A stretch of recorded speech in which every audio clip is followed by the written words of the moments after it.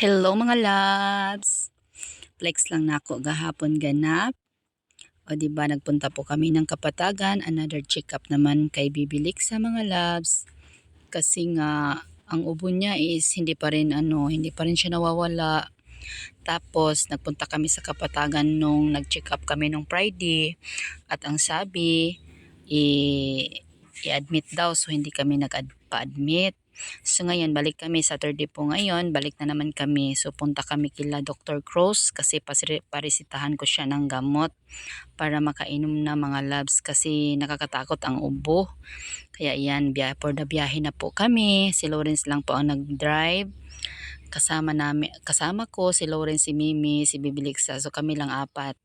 So papunta na po yan ng Kapatagan. O di ba?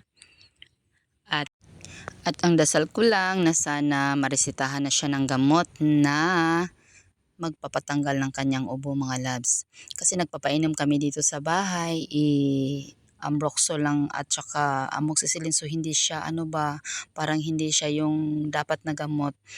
So buti na lang sa mga resita niya na pagpunta na sana maristahan siya na pares-pares na gamot para talaga mawala na yung ubo ni Bibiliksa. Kasi kawawa talaga pag may ubo ang bata mga labs. Kawawa talaga. At ayun, nandyan na po kami kila Dr. Cross. So, tapos na pong na-check si Bibiliksa at ayan na, may resita na pong binigay si Doktora. And then, piniprepare na po nila.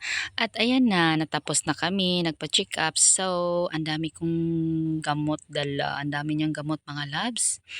At saka may niresita din si Doktora na 2 vitamins kasi ang payat ni Liksa ayaw kumain. Kaya sabi ko magparesita kami ng vitamins na gumana naman yung kain niya. Tsaka may Ambroxol din mga labs na yung mga labs ba yung paaso. Tapos manghiram lang kami ng nebulizer. So ayun, at dahil nga ngayon ko palang ito na i-edit, so okay naman ang iyang pagtulog kagabi. So thank you Lord dahil nga doon sa gamot na nainom niya.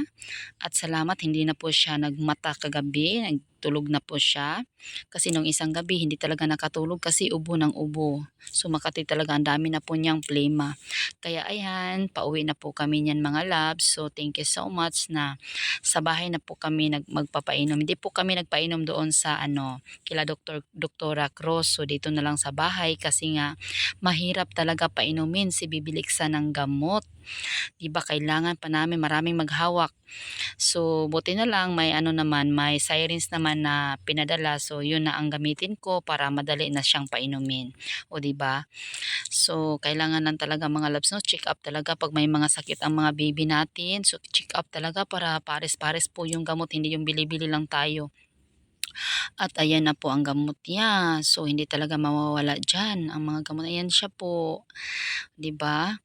O yan, may salbutamol na pangpaaso ba yung talaga sa baga niya para maano yung ubo niya. At iyon, at ang diyan sa kanya, yan naman talaga lagi ang niya gamot niya, Ambroxol, Cefixime. Ayun, na rin ako ng paracetamol kasi mainit pa siya. Tapos yan 2 vitamins. So yun lang for today's video. Bye!